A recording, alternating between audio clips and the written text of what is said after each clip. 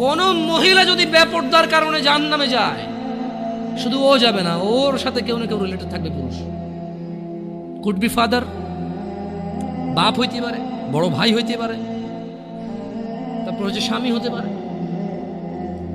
যদি ওর জাহান্নামে যাবার রিজনই হয় বেপরদা, বেখোলা, খোলামেলা চলাফেরা।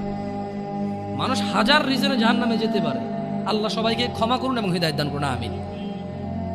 হাজারটা রিজন আছে জাহান্নামে যাওয়ার, কিন্তু যদি কোনো মহিলা, এমন মহিলা যার বড় ভাই আছে, যার বাপ আছে, যার স্বামী আছে, আর ওদের থাকা অবস্থায় তার এমন একটা অন্যায়ের কারণে তার জাহান্নাম হয়েছে, যে অন্যায়টা হচ্ছে তার কি খোলামেলা চলাফেরা, তার জানাবা বিচারে চলাফেরা, তার বেপরদা অশ্লীল চলাফেরা, তাহলে ওই মহিলা একা জাহান্নামে যাবে না, সঙ্গে কাউকে নিয়ে যাবে। এবার যে লোকটা সংশ্লিষ্ট সময়ে দায়িত্ববান ছিল সে যাবে সঙ্গে। এটা খুব সিম্পল লজিক, কিন্তু কান টানলে কি আসে? কান টানলে কি আসে?